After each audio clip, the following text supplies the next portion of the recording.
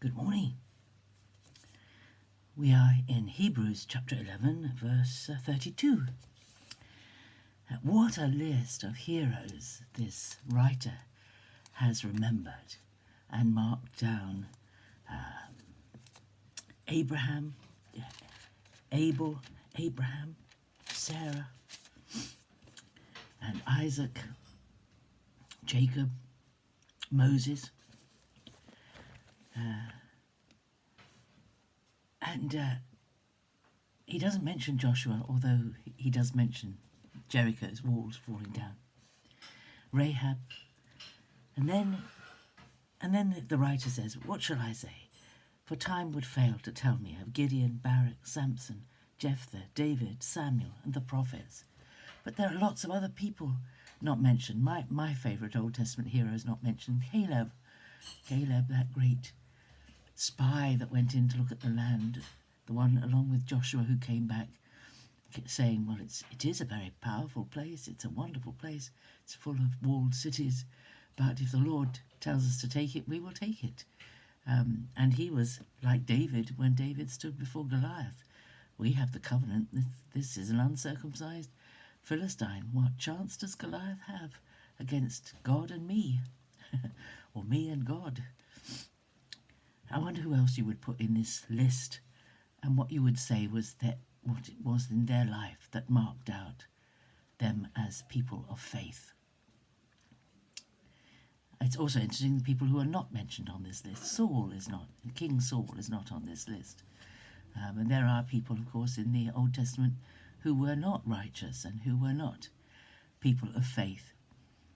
And this just bears testimony again to the fact that the whole of the Old Testament has been given to us to teach us about God, to show us how God revealed himself to his people, how he dealt with his people, and how some of the mistakes that the people of faith made show us how God deals with people, and also what are the consequences of behaving in certain ways.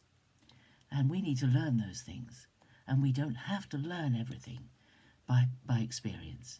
We can learn by reading about what other people did and what happened to them. We can be warned not to behave in that way. And then we can choose to behave differently. We can choose to be like these people of faith that have been enumerated here in this wonderful chapter. And of course, we do have the Old Testament. We can read their stories in full and learn from them. There's quite a lot of people who shy away from the Old Testament. Perhaps they might read Genesis, and they might read bits of Isaiah and bits of the Psalms, but they certainly don't read the minor prophets very often. Those at the end of the Old Testament, Hosea, Joel, Amos, Obadiah, Jonah, Micah, etc. But they are people of faith. They are. What about Jonah? Jonah was a man of faith, but boy did he get it wrong. And how did God deal with him?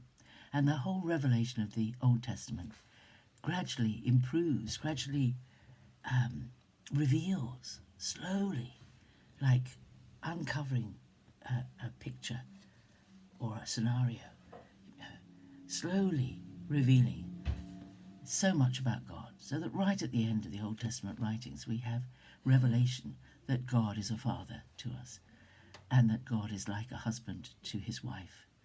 Hosea shows those things quite clearly, and that God is not interested in sacrifices. Amos and Micah show that sacrifices were one of the ways that God could show people how serious sin was and how difficult it was to get rid of it and atone for it, that you had to kill innocent animals, beautiful animals. You had to kill the best of the flock. And even then, it had to be done repeatedly.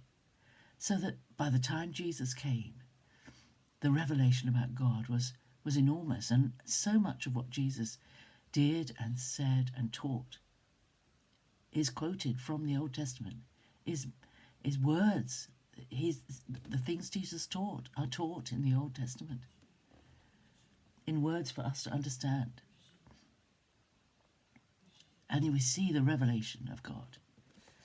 And perhaps today you can have a thought for Gideon and Barak and Samson, Jephthah.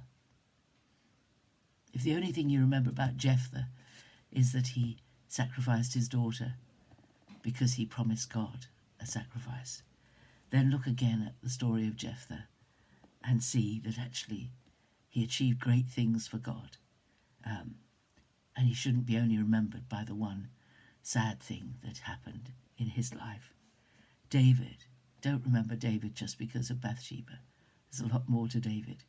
These people of faith were giants of faith. And the glory of it is that their faith was reckoned to them as righteousness, just like it was for Abraham. And they await the resurrection when Jesus comes and all things are set to right. What a wonderful prospect we have ahead of us. It could take us half of eternity to visit all these people in their mansions and hear their story firsthand as they retell us their achievements of faith. So who would you put in the gallery of faith leaders? Interesting. It's a thought, isn't it? Have a great day. It's Sunday. It's Remembrance Sunday. Hence my garb. I'm off this morning to play with my band in Somerton for their remembrance service this morning.